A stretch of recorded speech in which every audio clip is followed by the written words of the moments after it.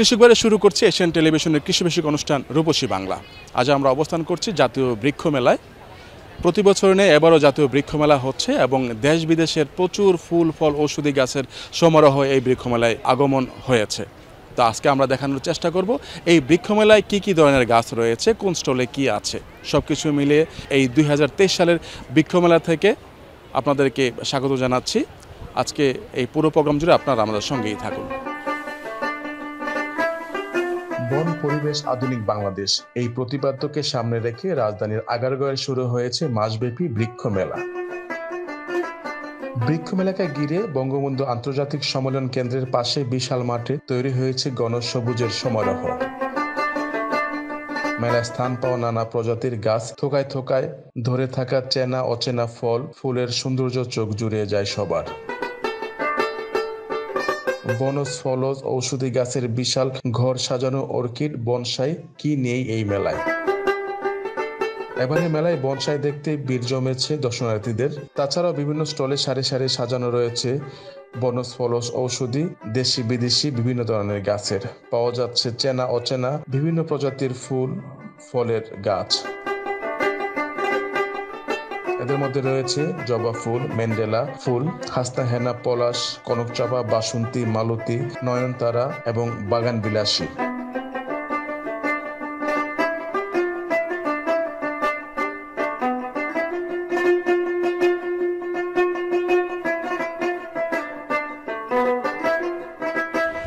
বর্তমানে সহ গত 4-5 বছর যাবৎ আসলে আমাদের দেশে এই কালার আমে সয়লাভ করেছে। তার মধ্যে বিভিন্ন জাতের আম রয়েছে। এগুলো দেখতে পাচ্ছেন, এটা হচ্ছে চিয়াংমাই আম। এটি হচ্ছে মূলত থাইল্যান্ডের একটা ভ্যারাইটি।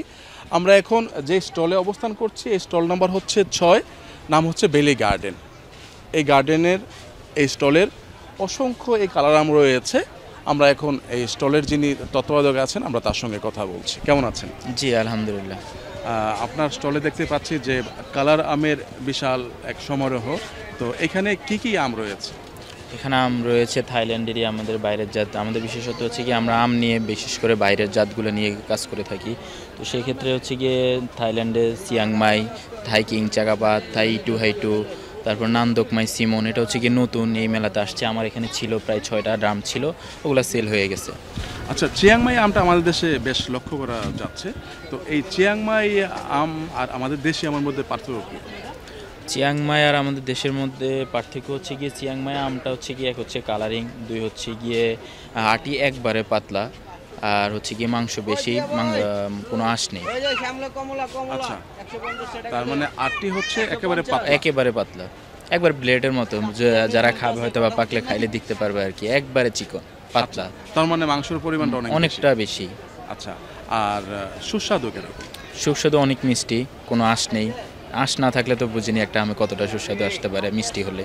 আচ্ছা আচ্ছা, আপনার এখন তো আপনার ড্রামের মধ্যে গাছগুলি আছে, যদি ড্রাম থেকে মাটির মধ্যে লাগানো হয় তাহলে কি ফলন আরও বেড়ে যাবে? জি অবশ্যই ফলন বেড়ে আসবে, কারণ হচ্ছে কি এখন একটা ড্রামে যতটুকু মাটির শক্তি অল্প, মানে শক্তি হচ্ছে সীমিত, গাছ ততটুক থেকে যতটুকু ফল দেওয়া যায়। তারপরে একটা ড্রামে 15 থেকে 20টা ফলন আসে। আর আপনি যখন মাটিতে লাগাবেন গাছটা বড় হবে, ফুলের পরিমাণ বেশি আসবে, ফলন বেশি আসবে। আচ্ছা, এখন প্রতিটা ড্রামে বা প্রতিটা গাছে কয়টি করে আম আছে? 15 থেকে 20টা করে আছে। 15 থেকে 20টা। একটা আমের ওজন গড়ে কত গ্রাম হয়ে থাকে?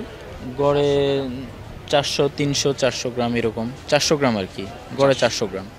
মানে 2 থেকে 3টায় 1 কেজি হয়ে থাকে। জি জি। তাহলে তো আমরা বলতে পারি যে যদি আমরা বাণিজ্যিকভাবে কেউ এই চিয়াংমাই আমের চাষ করে থাকি লাভবান হওয়া সম্ভব। জি অনেক লাভবান হবে, যেহেতু 3-4টা আমে 1 কেজি হয়ে যাচ্ছে। আচ্ছা, এটা তো বছরে একবারই দিয়ে থাকে? জি বছরে একবার, সিজনাল। আর আমাদের বাংলাদেশের আবহাওয়ার সঙ্গে তো থাইল্যান্ডের আবহাওয়ার তো কোনো পার্থক্য নাই নাকি? না, এই আম নিয়ে কোনো পার্থক্য নাই, এতে অনেক প্রচুর পরিমাণ ফলন আসে, এতে কোনো সমস্যা নেই। যেহেতু এই ভ্যারাইটি হচ্ছে থাইল্যান্ড থেকে আগত, তো তো থাইল্যান্ডের আবহাওয়ার আমাদের আবহাওয়ার সাথে ম্যাচিং না হওয়ার সম্ভাবনা থাকে, এরকম কিছু? না, এরকম কোনো সমস্যা নেই আমাদের বাংলাদেশের সাথে। এটা তো হয়, আমাদের বাংলাদেশে আসছে প্রায় 3 থেকে 4 বছর হয়ে গেছে। তো আমরা সেই ক্ষেত্রে দেখতে পাচ্ছি অনেক প্রচুর ফলন আসতেছে, কোনো সমস্যা হচ্ছে না।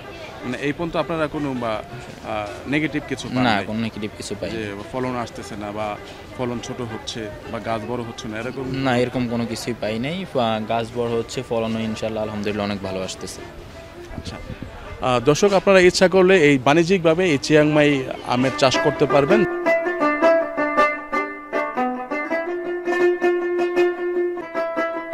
যারা বৃক্ষপ্রেমী আছেন, গত 2-3 বছর যাবৎ আপনারা এই কালার আমের পিছে অনেকে দৌড়াচ্ছেন। তো এখানে আপনারা যেই বা গাছটি দেখতে পাচ্ছেন, আসলে ড্রামের মধ্যে একটি গাছে এত পরিমাণে আম হয়ে থাকে, চোখে না দেখলে বিশ্বাস করার মতো না। তো আমরা এখন কথা বলছি এই যেই নার্সারিতে আছি, এই নার্সারির স্বত্বাধিকারী। কেমন আছেন? জি ভালো আছি, আপনি কেমন আছেন? হ্যাঁ, ভালো আছি, এবং কি আরও ভালো লাগতেছে যে আপনারা এখানে যে আমের এত ভালো ফলন দেখে। না, আমের তো আমাদের ফলন এটা হচ্ছে, এবং বিশেষ করে থাইল্যান্ডের যে আমগুলো Chiang Mai, king of Chakapat, honeydew, E2R2, এই জাতীয় আমগুলো খুব ছাদ বাগানের ড্রামে খুব ভালো ফলন হচ্ছে, এবং ছোট ছোট গাছের মধ্যে খুব বেশ ভালো ফলন হচ্ছে।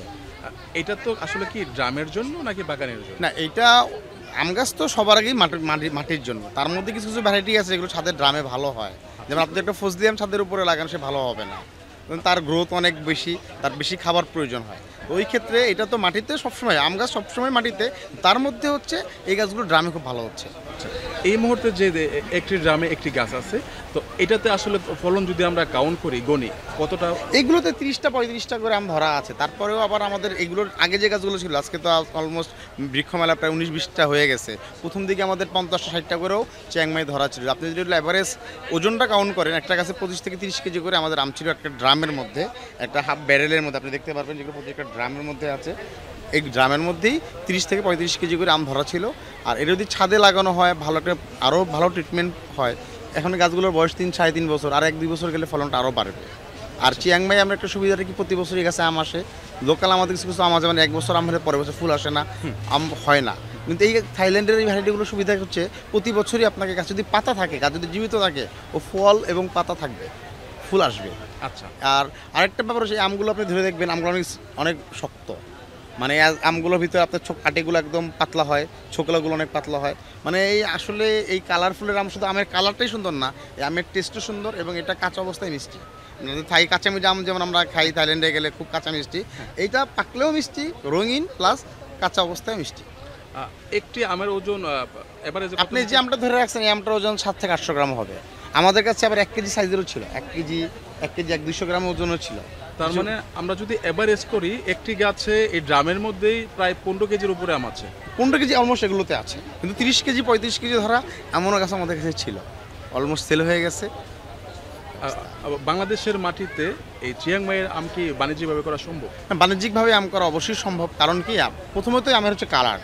মানুষ হচ্ছে আগে খাবে কালারে, তারপরে কাঁচা মিঠা, তার একটা গুণ আছে, এবং এই আমটা পাকেও সবার শেষে, মানে এই আর একটা গুণ আছে। কারণ আমাদের দেন হিমসাগর একটা টাইম থাকে, গোপালভোগ একটা টাইম থাকে, গোবিন্দভোগ একটা টাইম থাকে, কিন্তু এই আমটা হচ্ছে আপনার পাকবে এক একটা একদম শেষ সময়। এই সবচেয়ে প্লাস পয়েন্ট হচ্ছে এই জায়গাটাতে। যে কোনো কৃষক পর্যায়ে এটা কেউ করে কমার্শিয়ালভাবে, এটা 100% লাভবান হবে। কারণ লাভবান হওয়ার মেন কারণটা হচ্ছে, কারণ এটা হচ্ছে লেট ভ্যারাইটির। জাতীয় বৃক্ষ মেলায় দেশব্যাপী যেই নার্সারিগুলো এখানে অবস্থান করে থাকে, তার মধ্যে অন্যতম একটি নার্সারির নাম হচ্ছে হীরা নার্সারি। আমরা এখন এই হীরা নার্সারির স্বত্বাধিকারী রাজু ভাইয়ের সঙ্গে কথা বলছি। রাজু ভাই, কেমন আছেন? জি ভালো আছি। আসলে এই বৃক্ষ মেলায় এসে যদি আপনাকে না পাই, আসলে মেলাটা মনে হয় যে খালি খালি মনে হয়। কারণ কি হচ্ছে যে এই বৃক্ষ মেলায় কিছু কমন কিছু নার্সারি আছে যে প্রতি বছর আপনি সহ আপনারা আসবেনই। জি, আর এখানে অনেক ক্রেতা আছে আপনাদের জন্য অপেক্ষা করে জি থাকে। আমাদের এরকম। তো এই বছর আমরা আপনার বিশেষত দেখতে পাচ্ছি যে ফুল। জি, তো আপনার এখানে বর্তমানে কি কি ফুল আছে? আমার এখানে এই বছর আসলে আমার বাগান বিলাসটা এই বছর বেশি আছে। এখানে কিছু নতুন কালেকশন আছে বাগান বিলাসের, এবং গাছগুলো বেশ সুন্দর আছে। এইবার আমার বাগান বিলাসের মোটামুটি 14-15টা ভ্যারাইটি, নতুন ভ্যারাইটিগুলো নিয়ে আসছি। এর মধ্যে দেখতে পাচ্ছেন আপনারা এই যে এই গাছগুলো আছে, আমার আশেপাশে যা আছে এই লাইনটা পুরোটাই বাগান বিলাস দিয়ে সাজানো। আর এগুলো সব নতুন ভ্যারাইটি, মোনালিসা, তারপর আপনার হচ্ছে ফুশিয়া বাটারফ্লাই, তারপর চিলি, চিলি ভ্যারাইটি, কিছু সানসেট অরেঞ্জ, লুসিয়ানা, আর একটা সাদা সাদা ফুল, কিন্তু অনেক বড় ফুল, একটা বিশেষত্ব আছে একটা সাদা, এটা হচ্ছে মিস অ্যালিস। Miss Alice. হ্যাঁ। এই এছাড়া এই বাগান বিলাস এগুলো মূলত কোন দেশের ভ্যারাইটি? বাগান বিলাসের আসলে সারা পৃথিবীতে বাগান বিলাস নিয়ে কাজ হয়, তবে সবচেয়ে বর্তমানে বেশি ইয়ে হয় হচ্ছে থাইল্যান্ডে পাওয়া যায়, চায়নায় পাওয়া যায় বেশি, এরপর মালয়েশিয়া হয় কিছু, ইন্দোনেশিয়া হয়। এগুলোর আদি বেশিরভাগটাই হচ্ছে আমেরিকার। আমেরিকা। আমেরিকা। ওখান থেকে পুরো বিশ্ব তো ছড়ানো। ওইখান থেকে সারা পৃথিবীতে ছড়ায় যায়। আমরা যেহেতু আমাদেরকে আনা সহজ, থাইল্যান্ড থেকে আনা সহজ হয়, ইন্ডিয়া থেকে আনা সহজ হয়, তো আমরা আসলে কেউ জিজ্ঞেস করলে ভাই এগুলো কোন ভ্যারাইটি, আমরা আসলে সচরাচর বলে ফেলি থাইল্যান্ড, কারণ থাইল্যান্ড থেকে আমরা আনি বেশি, এই জন্য থাইল্যান্ড দেবো। কিন্তু মূলত আদৌ থাইতে অনেক বিক্রি হয়, কিন্তু বেশিরভাগটাই দেখা যাবে যে আমেরিকান ভ্যারাইটি। আচ্ছা, আপনাদের কাছ থেকে আমরা একটা ভালো বা জরিপ পাবো, সেটা হচ্ছে যে ইউরোপ সহ বিশ্বের প্রায় সব দেশেই দেখা যায় যে আমরা বাসাবাড়ি সাজানোর জন্য বা অফিস আদালত সাজানোর জন্য ফুলের গাছ খুব বেশিভাবে ব্যবহার করে থাকি। এটা কি গত 10 বছরে বাংলাদেশের চাহিদা অনেক গুণে বেড়েছে না? বাংলাদেশে গত 10 বছরে ফুলের চাহিদা অনেক বাড়ছে। কারণ কি আমরা হচ্ছে যে বাড়ির করিডোর, ছাদ বা অফিস সাজানোর ব্যাপারে খুব সচেতন হয়েছে মনে হয় গত 10 বছর। গত 10 বছরে সেটাও যেমন সচেতন হয়েছে, আর একটা জিনিস আছে আসলে পাওয়া যাওয়া, তো যে কোনো একটা জিনিসের হচ্ছে আপনার চাহিদাও তৈরি হয় আসলে পাওয়ার উপরে। হ্যাঁ, এইটা যেটা দেখা গেছে যে গত 10 বছরে আমরা অনেক নার্সারিওয়ালাই যে ব্যক্তিগতভাবে দেশের বাইরে গেছি, আমাদের ভালো লাগছে, কোনো না কোনোভাবে সেই জাতটা নিয়ে আসছি, বাণিজ্যিক উদ্দেশ্যেও আমরা নিয়ে আসছি। গত 10 বছরে দেশের বাইরে থেকে প্রচুর গাছ আনা গেছে। দর্শক, এই জাতীয় বৃক্ষ মেলায় বিভিন্ন গাছের পাশাপাশি বা অন্যান্য কিছু স্টল এখানে আগমন ঘটেছে। তার মধ্যে রয়েছে কীটনাশক, জৈব সার সহ বা আরও কিছু স্টল। তো আমরা এখন আছি এই মুহূর্তে কাজী জৈব সারে। আমরা এখন কথা বলবো কৃষিবিদ ফরহাদ সাহেবের সঙ্গে। কেমন আছেন? জি আলহামদুলিল্লাহ ভালো। তো আসলে আমরা তো অনেকে গাছ কিনে নিয়ে যাচ্ছি, আসলে গাছের পাশাপাশি জৈব সারটাও খুব ইম্পর্টেন্ট। তো আপনি যদি বলতেন আসলে আমরা আসলে এই নগর কেন্দ্রিক যারা বাসার ছাদে কিংবা বেলকনিতে গাছ লাগিয়ে থাকি, এই জৈব সারের ব্যবহারটা কিভাবে করতে হয়? যে আসলে ঢাকা শহরে যারা মোটামুটি বৃক্ষপ্রেমী আছে বা সবুজের পছন্দ করে, গাছের ইয়েটা পছন্দ করে, তারা আসলে ম্যাক্সিমাম ছাদ বাগানি, এবং এরা হচ্ছে ছাদ বাগানে জৈব সারটা প্রিফার করে বেশি। কারণ আপনার রাসায়নিক সার দিলে দেখা যায় যে মাটির প্রকৃতিটা খারাপ হয়ে যায়। জৈব সারটা হচ্ছে মাটিটাকে উর্বর রাখে এবং মাটিটার স্বাস্থ্যটা ভালো রাখে, প্লাস হচ্ছে আপনার এটা গাছের শক্তিটাকেও বাড়ায়। তো আমরা যেটা অ্যাডভাইস দিই তাদেরকে, অনেকে জানে আবার অনেকে জানতে চায়, যে মাটির যে আপনার টবে বা ড্রামে যতটুকু মাটি ধরে তার 3 ভাগ বা 4 ভাগের 1 ভাগ আর কি জৈব সার, আর বাকিটা হচ্ছে মাটি। এভাবে তারা মিক্স করে মাটিটা তৈরি করে ওটাতে হচ্ছে গিয়ে তারা চারা লাগায় বা বীজ ফেলায়। আবার অনেকে যেসব টবে বা ড্রামে গাছ আছে উপরে পরিধি বরাবর জৈব সারটা ছিটিয়ে দিয়ে তারা ব্যবহার করে, এবং আমরা মোটামুটি ম্যাক্সিমাম যারা আমাদের কাজে জৈব সার ব্যবহার করে তাদের কাছ থেকে আমরা খুব ভালো একটা ফিডব্যাক পাচ্ছি যে তারা গাছে ব্যবহার করে তারা খুব ভালো একটা রেজাল্ট পাচ্ছে। আচ্ছা, তার মানে আপনি একজন কৃষিবিদ হিসেবে মনে করছেন যে আমরা যারা বাসায় বা ছাদে এই টবে গাছ লাগিয়ে থাকি, জি, এই জৈব সারটা হচ্ছে খুবই ইম্পর্টেন্ট, দিতে হবেই। তো আসলে আমরা অনেকেই বুঝি না, আমরা আসলে গাছ কিনে নিয়ে যাওয়ার পর মনে করি যে তো ফল আসবেই।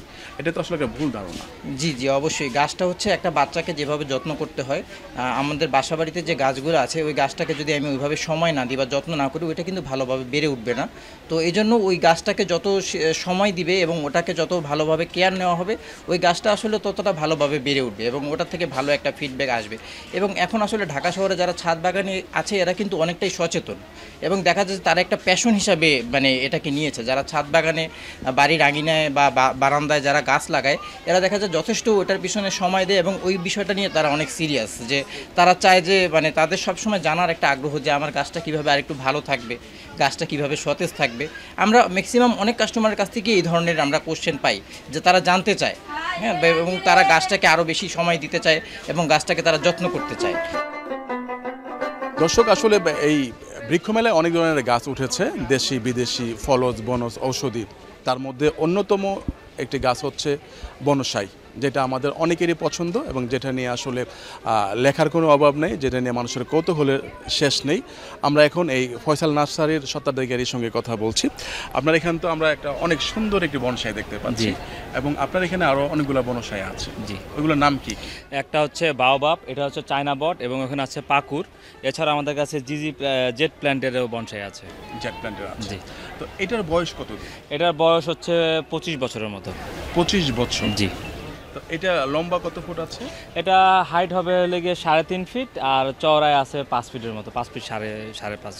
আচ্ছা দর্শক, এই 25 বছরের মধ্যে এই বনসাইটির উচ্চতা হয়েছে 3.5 ফিট। আসলে গাছটি দেখতে আসলে খুবই সুন্দর। আপনি যদি আসলে ক্যামেরায় ক্লোজ করে ছবি তোলা হয় এবং কাউকে দেখানো হয়, মনে করবে যে এটা আসলে 70, 80, 100 ফিট যেরকম বট গাছ আমরা দেখে থাকি, ঠিক তেরকমই একটা ফ্লেভার এটার মধ্যে আছে। আচ্ছা ফয়সাল ভাই, যদি আমরা দামের দিক থেকে আসি, এটার দাম কত ধরেছেন? এটা আমরা আপাতত চাচ্ছি 5 লাখ করে। 5 লাখ টাকা চাচ্ছেন।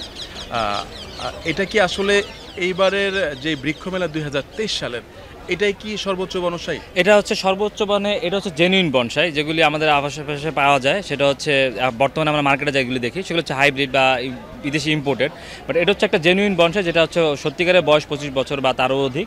এবং এর যে আর্টটা দেখতে পাচ্ছেন, এর যে শৈল্পিক ভাবটা দেখতে পাচ্ছেন, এটার মতো আসলে বনসাই এই মেলাতে নেই।